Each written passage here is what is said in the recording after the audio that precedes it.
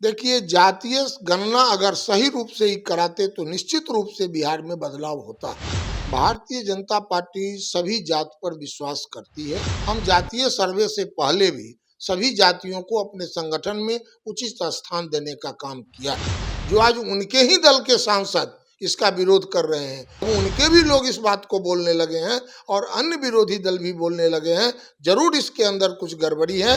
Bharatiya Janata party का कहना है कि आप आर्थिक सर्वेक्षण एक साथ क्यों नहीं जारी किए, वो भी उजागर हो जाता कि आपने आर्थिक सर्वेक्षण में किसको कहां दिखलाया है और जाति को जाति से लड़ा करके बिहार को पीछे धकेलने का काम करना चाहते हैं। और भारतीय जनता पार्टी के नेतृत्व में आने वाले समय में यहाँ सरकार बनेगी और हम विकास का काम। नमस्कार, मेरा नाम अनूप नारायण सिंह है और आप बिहार टॉक के डिजिटल प्लेटफॉर्म को देख रहे हैं। हम हैं पटना में प्रदेश भाजपा कार्यालय में और हमारे साथ हैं पार्टी के प्रदेश महामंत्री जगन्नाथ ठाकुर जी। भाजपा की चर्चा हो रही है 2024 के लोकसभा चुनाव और 2025 के बिहार विधानसभा चुनाव को लेकर भाजपा ने पूरी तरह से कमर कस लिया है। कई सारे सवाल हैं जिस पे बात करेंगे जगन्नाथ ठाकुर जी से। सबसे पहले सर स्वागत। आपके चैनल को बहुत बहुत बधाई, बहुत बहुत स्वागत, आपको बहुत बहुत धन्यवाद। भाजपा ने जिस तरह से घेराबंदी की है, जातीय सर्वे आया है, उसके पहले ही भाजपा ने पूरी तरह से अपने संगठन में तमाम लोगों को वरीयता दी है। इसको किस रूप में लेते हैं? भारतीय जनता पार्टी सभी जात पर विश्वास करती है और सभी जात को हम साथ लेके चलने की हमारी परंपरा रही है। जातीय सर्वे अभी आया है, हम जातीय सर्वे से पहले भी सभी जातियों को अपने संगठन में उचित स्थान देने का काम किया है। और अभी जो जातीय सर्वे आया है उसमें निश्चित रूप से सरकार ने आंकड़ों को छिपाने का काम किया है। किसी को कम, किसी को बेसी, किन्हीं जातियों को विभिन्न ग्रुप में तोड़ करके और अन्य अन्य ग्रुप में बनाने का काम किया है। भारतीय जनता पार्टी इसको उजागर करने में लगी हुई। लेकिन जिस समय जातीय सर्वे को लेकर मंत्रिमंडल की बैठक हुई थी, आपके भी मंत्री थे, आपके ही मंत्री थे जनक चमार जी, वो गए थे केंद्र में, जो गई थी यहाँ से शिष्टमंडल, तो जाहिर सी बात है कि भाजपा ने भी हामी भरी थी जातीय सर्वेक्षण की, तो फिर आपत्ति क्यों है आप लोगों को? बिल्कुल, उस समय जो तय हुआ था जातीय गणना की, हम उसमें साथ थे।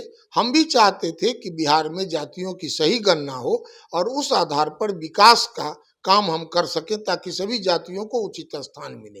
लेकिन हम सरकार से हटने के बाद नीतीश जी की सरकार और तेजस्वी जी की सरकार ने जो भीतर में जो नीतिगत गड़बड़ी किया है, जो इन्होंने सरकारी कर्मचारियों को बैठा करके जो इन्होंने आंकड़ा छिपाने का काम किया है, जो आज उनके ही दल के सांसद इसका विरोध कर रहे हैं, उनके दल के विधायक विरोध कर रहे हैं। आज सुनील पिंटू जो उनके सांसद हैं वही कह रहे हैं कि हम गांव-गांव जाएंगे और तेली समाज या इसका हम सर्वेक्षण करेंगे और हम आंकड़ा जारी करेंगे। तो हम तो बात बोल ही रहे हैं, अब उनके भी लोग इस बात को बोलने लगे हैं और अन्य विरोधी दल भी बोलने लगे हैं।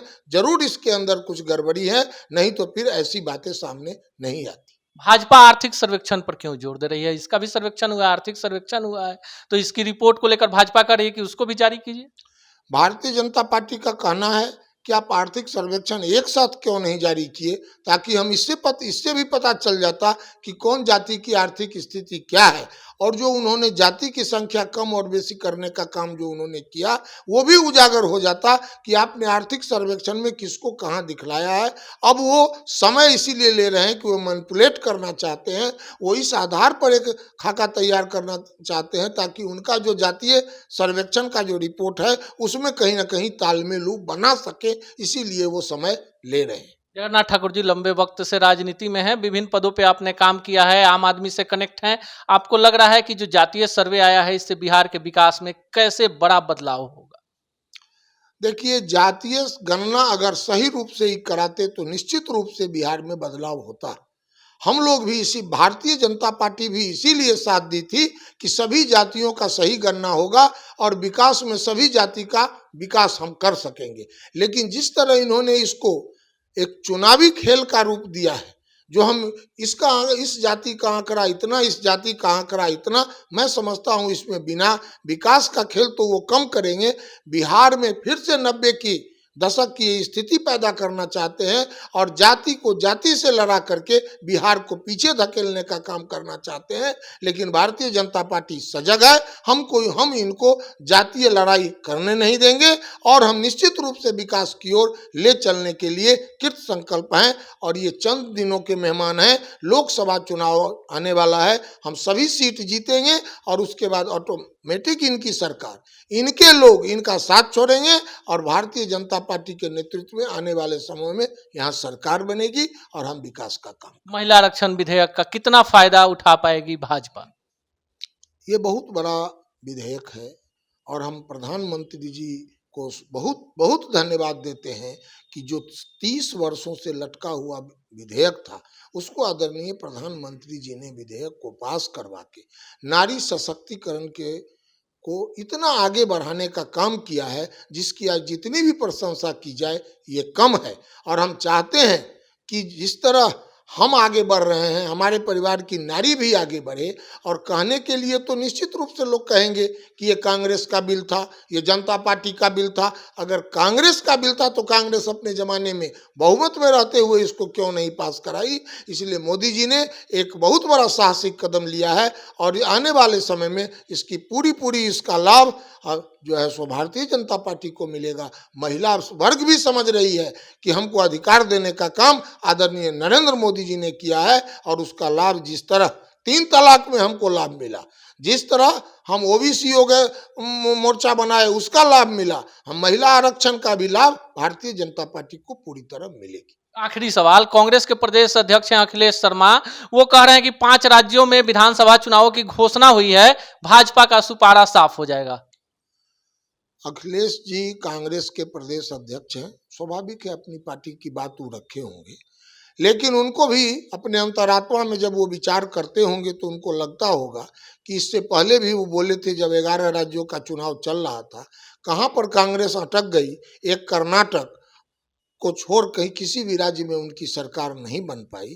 आज 5 राज्यों का चुनाव है, भारतीय जनता पार्टी 5 राज्य में पूरी मुस्तैदी से चुनाव लड़ रही है और आने वाला समय बताएगा कि भारतीय जनता पार्टी 5 राज्य में कितनी मजबूती से आगे बढ़ रही है। हर जगह हमारी सरकार होगी और सबका विकास और सबका साथ जो हमारे प्रधानमंत्री का नारा है, हम उसको लेके आगे बढ़ रहे हैं। हम किसी को छोड़ने वाले नहीं हैं और देश का विकास और आज देश भारत पूरे विश्व के पटल पर है, ये श्रेय भी हमारे आदरणीय प्रधानमंत्री जी का जाता है।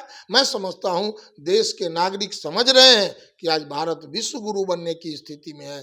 आज भारत देश के 4थे आर्थिक राजधानी बनने की स्थिति में है। इसलिए भारत की जनता आदरणीय प्रधानमंत्री जी के नेतृत्व में भारतीय जनता पार्टी के साथ। यह है भाजपा के वरिष्ठ नेता जगन्नाथ ठाकुर जी और इनका कहना है कि बिहार में जिस तरह से महागठबंधन की सरकार ने जातीय सर्वे में खेल किया है, इससे पूरे बिहार में असंतोष है। कहीं ना कहीं मुद्दा विहीन राजनीति को बढ़ावा दे रही महागठबंधन की सरकार अपने ही जाल में फंस गई है। भाजपा आम आदमी की आवाज को उठाता है और यही कारण है कि भाजपा के प्रति आम मतदाताओं में जो रुचि है वो ज्यादा बढ़ी है और इसका फल 2024 के लोकसभा चुनाव और 2025 के बिहार विधानसभा चुनाव में देखने को मिलेगा। ऐसे ही तल्ख सवालों के साथ इसी कार्यक्रम में इसी चैनल पर मिलेंगे किसी अन्य शख्सियत से। तब तक के लिए दीजिए विदा, नमस्कार। ऐसे ही खबरों के लिए जुड़े रहिए बिहार टॉक से। यूट्यूब पर लाइक और सब्सक्राइब करें, बेल आइकन जरूर दबाएं। फेसबुक, ट्विटर और इंस्टा पर फॉलो करें। धन्यवाद।